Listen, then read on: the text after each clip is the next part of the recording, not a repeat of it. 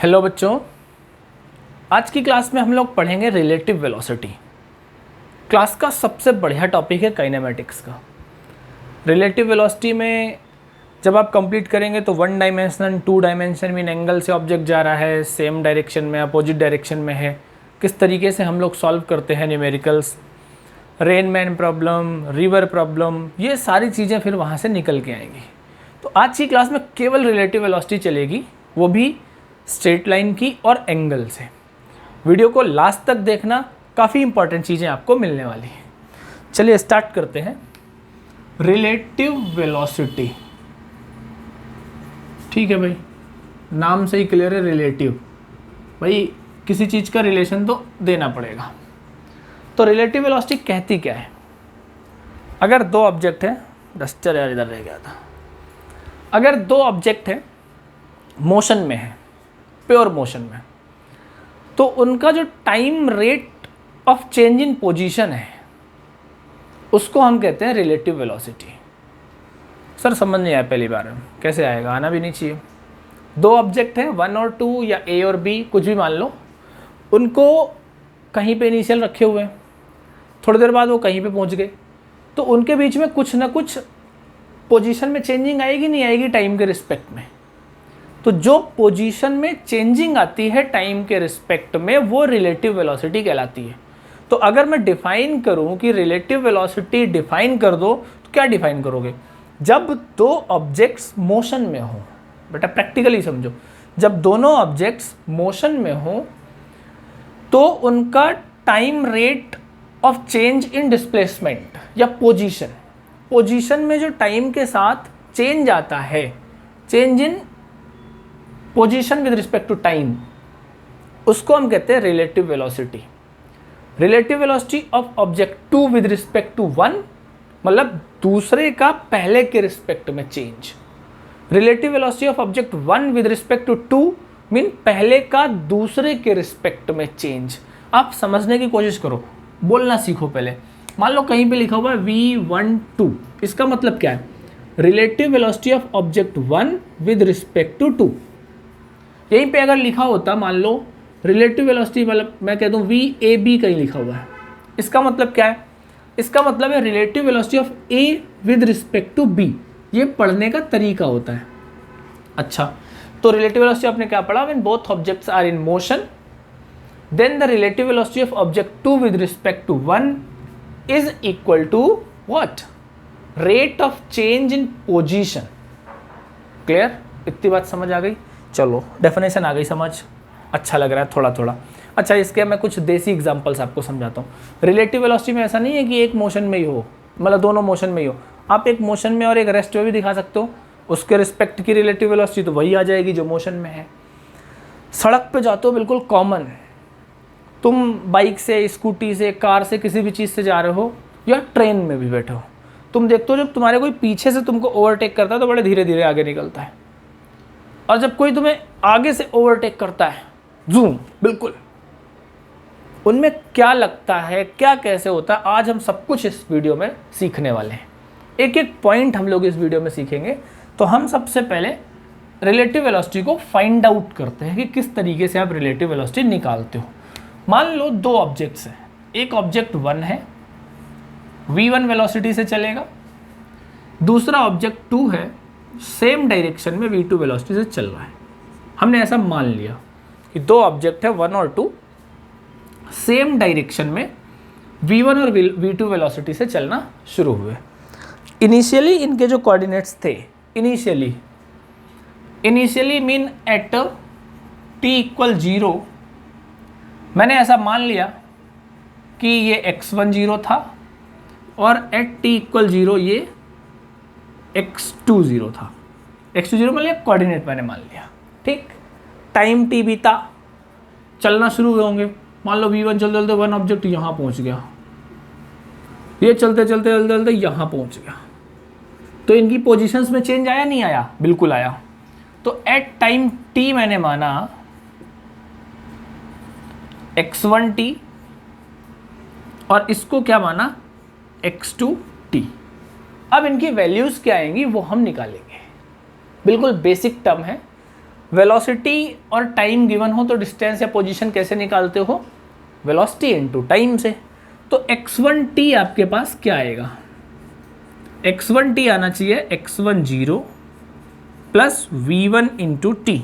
इस बात को दोबारा समझो, x10 मतलब इनिशियल कोऑर्डिनेट प्लस उसने उस t टाइम में कितनी डिस्टेंस कवर करी। मान लो ऐसे ओरिजिन से मैं 5 मीटर डिस्टेंस पहले ही खड़ा हूँ ऐसे, अब ना मैं 2 मिनट में 2 किलोमीटर भाग गया, तो ओरिजिन से मेरा कितना आया?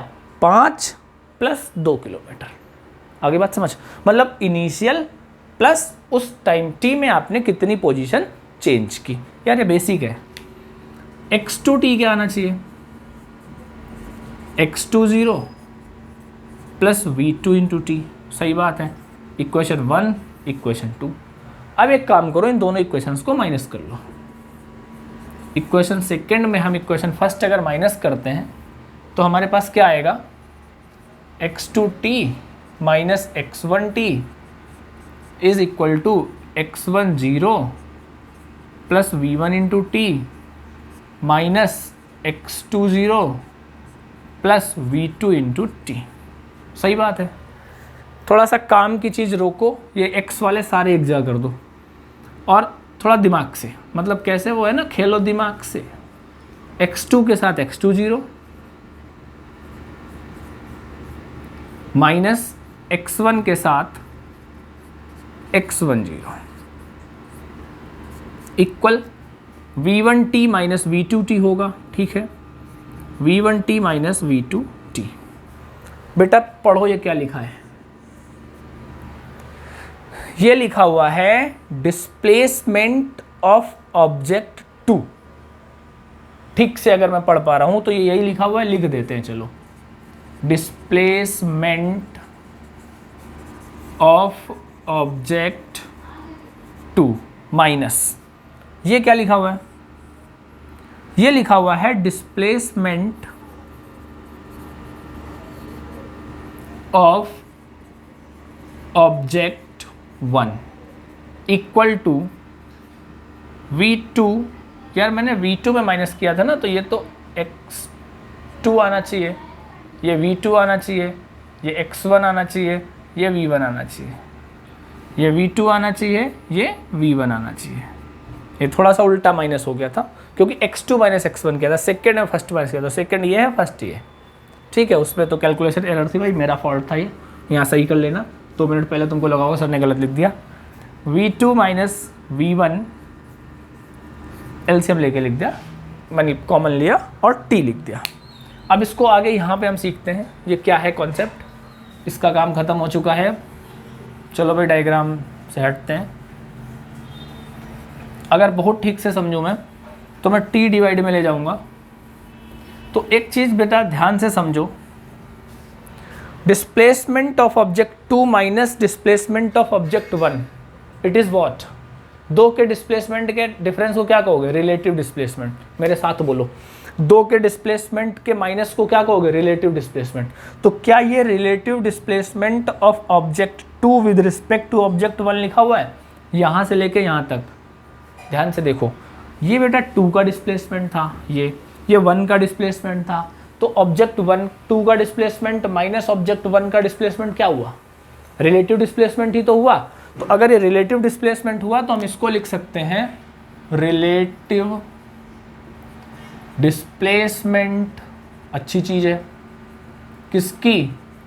Of object 2 with respect to object 1। ठीक, अपॉन में एक काम करो। अच्छा किस में?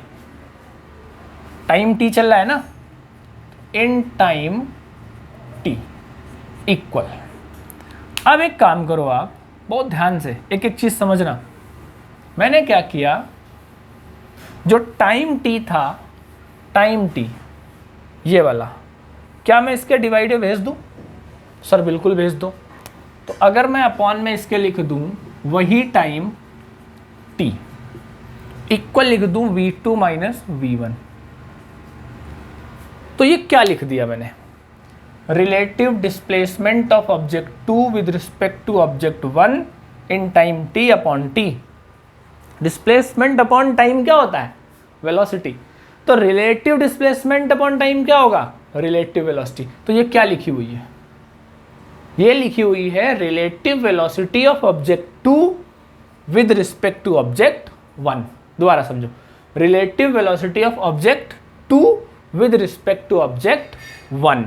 तो इस पूरे को मैं इन शॉर्ट फॉर्म में इसको मैं क्या लिख सकता हूं? v21, ये पूरा इक्वल v2 माइनस v1। आ गई समझ बात? दूसरे के रिस्पेक्ट में अगर पहले की निकालनी है, मतलब दूसरे के रिस्पेक्ट में पहले की, तो v2 minus v1। Similarly v12 क्या आएगा? v1 minus v2, relative velocity of object 1 with respect to 2। तो दोनों बातें समझ आ गई आपको? क्या क्या समझ आई? v21 relative velocity of object 2 with respect to 1, v2 minus v1। कुल मिला के जिसकी पूछे जिसके रिस्पेक्ट में, तो उसकी माइनस करो रिस्पेक्ट वाली से, ठीक है? तो v21 equal v2 minus v1, v12 equal v1 minus v2। ये तो बेटा एक सेम डायरेक्शन की बात आई। अब मान लो मैं यहीं पे एक केस कर दूं कि ये अपोजिट जा रही होंगी, मतलब v1 इधर जा रहा था, v2 इधर आ रहा था, तो क्या दिक्कत है? v21 चाहिए। अगर मैं इस डायरेक्शन को पॉजिटिव लूँगा तो ये डायरेक्शन ऑलरेडी निगेटिव हो जाएगी, तो कंडीशन क्या आएगी? v2 minus v1। ये तो भाई कोऑर्डिनेट का लॉ कहता है ना कि अगर ये पॉजिटिव है तो ये निगेटिव होगी, तो क्या आना चाहिए? v2 plus v1। तो इन शॉर्ट अगर ऑब्जेक्ट्स अपोजिट डायरेक्शन में आ रहे हैं तो आप ऐड करते हो वेलोसिटीज़, और अगर सेम डायरेक्शन में जा रहे हैं तो आप वेलोसिटीज़ को सब्ट्रैक्ट करते हो। क्या पता चला? सर इसका यार मज़ा नहीं आया, कुछ एग्जाम्पल दो अपनी लैंग्वेज में जैसे आप देते हो। अच्छा, तुम मान लो स्कूटी लेके जा रहे हो, कोई तुम्हें पीछे से ओवरटेक करता है सेम डायरेक्शन में, तो धीरे धीरे आगे निकलता है, तेज तेज निकलता है? कमेंट में ज़रूर बताना। धीरे धीरे निकलता है। और अगर कोई सामने से आगे जाता है टक्कर मारते हुए, तो सर बड़ी तेज निकल के जाता है। तो सामने का मतलब समझ रहे हो? अपोजिट वेलोसिटीज़ ऐड हो गई, और पीछे से आने का मतलब सेम वेलोसिटीज़ वहाँ पे सब्ट्रैक्ट हो गई। तो जब वेलोसिटीज़ सब्ट्रैक्ट हो गई तो मतलब क्या था? तो मतलब ये था कि वो माइनस मतलब कम होके निकलेगी, ऐड हो गई तो तेज होके निकलेगी। तो बात समझ आ गई? यही रीज़न है आपको रोड में आपके साथ ऐसा होने का। चलो अच्छा, एक चीज़ तो समझ आ गई कि भाई सर ने सेम का समझा दिया, अपोजिट का समझा दिया। आज केवल ये चीज़ें समझाऊंगा बस। आप लोग चैनल चेक करते रहो, आपको देखो न्यूमेरिकल्स भी मिल रहे हैं टॉपिक वाइज अब, ठीक है? तो रिलेटिव वेलोसिटी में हमने सेम का पढ़ लिया, अपोजिट का पढ़ लिया। अब अगर कोई ऑब्जेक्ट एंगल से लगा हुआ है तो आप क्या करोगे?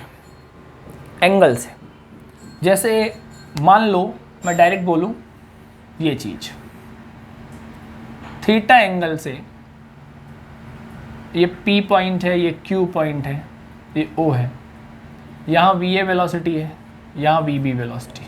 इस बार A और B ले लो, ठीक है? 1-2 का तो खेल खेल चुके हैं। अब आपको चाहिए VAB, velocity of A with respect to B। ऐसे में एंगल में मैं समझा दूं आपको, लिखा ये क्या है? Two objects A and B with velocities VA and VB are moving with an angle theta, find the relative velocity of A with respect to B। रटो मेरे साथ, रटो मेरे साथ। क्या? जब भी आपको कभी एंगल से वेलोसिटी निकालनी हो, कभी भी, ऐसे मान लो मैं ऑब्जर्वर हूँ, मैं इसको देखूंगा तो मैं देखूंगा यार इनका रिजल्टेंट यहाँ से कहीं जाएगा, तो यहाँ से कब जाएगा? यहाँ से तब जाएगा जब दूसरे वाले को उल्टा होना पड़ेगा। तो आप एक कॉन्सेप्ट ही रट लो कि सर ने क्या समझाया। जिसके रिस्पेक्ट में चाहिए उसकी डायरेक्शन चेंज कर दो। मीन ड्रॉ OP डैश मतलब माइनस VB। तो ये आपका Q था, VA जा रहा था, जाने दो। ये आपका क्या था? P था, VB जा रहा था, ये O था, ये एंगल थीटा था। तो इसके हमने अपोजिट यहाँ पे ड्रॉ किया, VB वो भी माइनस का, ठीक? तो इनका रिजल्टेंट यहाँ से कहीं जाएगा, ये चीज़। पैरेललोग्राम कंप्लीट करो। ये VB हो गया, ये क्या होगा, ये होगा VAB, और ये एंगल कितना होगा 180 माइनस थीटा। मान लो रिजल्टेंट पहले वाले के साथ बीटा एंगल बनाता है, OQ, इसको P डैश, इसको क्या मान लो R कह लो, रिजल्टेंट है। तो हमें ये चाहिए, क्या रटा बेटा, दोबारा समझो, रटा क्या तुमने याद किया कि मुझे जब एंगल में वेलोसिटी थी और जिसके रिस्पेक्ट में चाहिए थी, मुझे उसको अपोज करना है, रिवर्स करना है, उसकी डायरेक्शन चेंज करना है। क्यों? क्योंकि मुझे रिजल्टेंट चाहिए VAB। लगा दो पैरेललोग्राम लो, क्या दिक्कत है, थीटा है तो इनके बीच में एंगल कितना हो गया 180 माइनस थीटा। तो अगर मुझे VAB चाहिए होगा सीधा, तो मैं using parallelogram law VA square plus VB square plus 2 VA VB cos 180 minus theta. Cos 180 minus theta क्या होता है, माइनस कॉस थीटा होता है। तो VAB आपको क्या दिख गया, VA square plus VB square minus 2 VA VB cos theta. ये होता है रिजल्टेंट का फॉर्मूला। अच्छा, फॉर डायरेक्शन tan बीटा निकाल लो, वहाँ पे क्या होता था Q साइन थीटा। तो यहाँ Q कौन है, VB, VB sine 180 minus theta upon P plus Q cos theta होता था पैरेललोग्राम लॉ। आप चेक कर सकते हो, आप लास्ट लेक्चर खूब दिए हैं, वेक्टर पूरा कंप्लीट किया था। तो यहाँ पे P कौन है, VA plus VB cos 180 minus theta. तो आपको tan बीटा क्या मिला, साइन 180 माइनस थीटा क्या होता है, साइन थीटा। तो VB sine theta upon VA cos 180 minus theta minus cos theta, VB cos theta. इस फार्मूले से आप रिजल्ट भी निकाल सकते हो। सर मैं तो नहीं मान रहा कि फॉर्मूला सही है। क्यों मानोगे भाई, घर का राज है, जबरदस्ती थोड़ी माना जाता है कुछ फिजिक्स में। प्रूफ करते हैं हम, चलो करेंगे प्रूफ। एंगल का कॉन्सेप्ट समझ आ गया बेटा आपको, यही यूज़ करना होगा जब कभी भी आप फॉर्मूले वगैरह यूज़ करेंगे, ठीक है। अच्छा चलो, नहीं मान रहे हो भाई, ना मानने का भी इलाज है, इनके केस लगा दो। केस 1 डिस्कस करते हैं।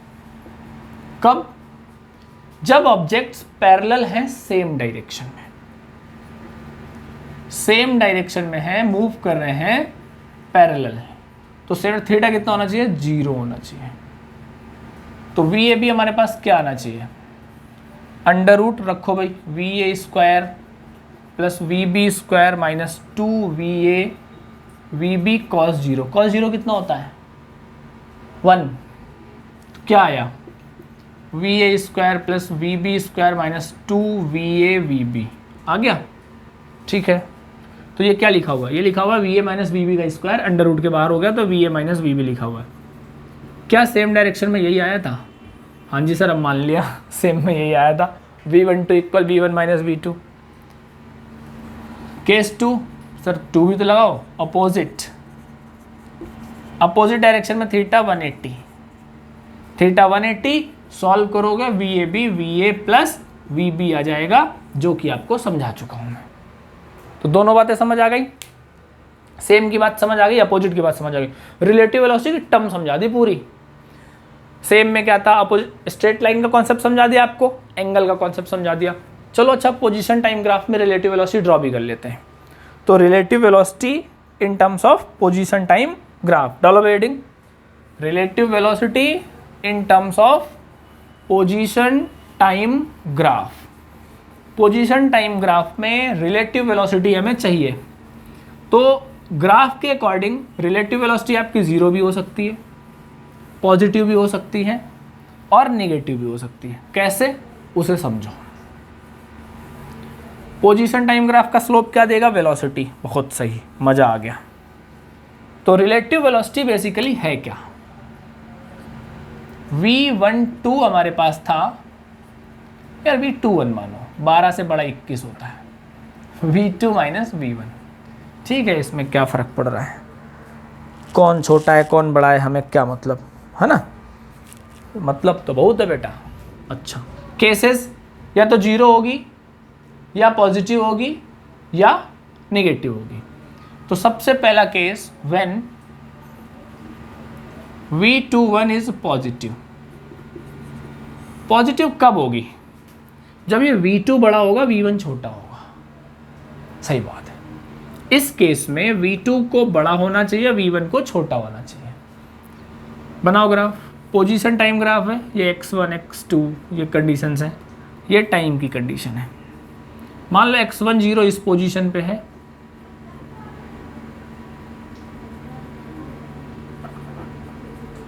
और x2 0 इस पोजीशन पे। ठीक, तो अगर V2 बड़ा है तो इसका स्लोप ज़्यादा आएगा, ये छोटा है तो इसका स्लोप कम आएगा। तो कैसे जाना चाहिए? गलत गए हो बेटा, जाना आपको ऐसा चाहिए, स्लोप फैलता हुआ चला जाएगा। सही चीज़ है। दूसरा केस, व्हेन V21 इज 0। 0 कब होगा? जब V2 और V1 बराबर हो जाएंगे, तभी 0 होगा, दोनों कट जाएंगे। कौन सी बड़ी बात हो गई भाई? ये टाइम, ये मान लो ये पॉइंट आपका x1 0 है, ये पॉइंट आपका x2 0 है, दोनों सेम सेम चला दो, स्लोप कहीं मिलेगा ही नहीं। अच्छा, third, when V21 is positive हो गया, 0 हो गया नेगेटिव। अच्छा, नेगेटिव में क्या होना चाहिए? V2 छोटा होना चाहिए, V1 बड़ा होना चाहिए।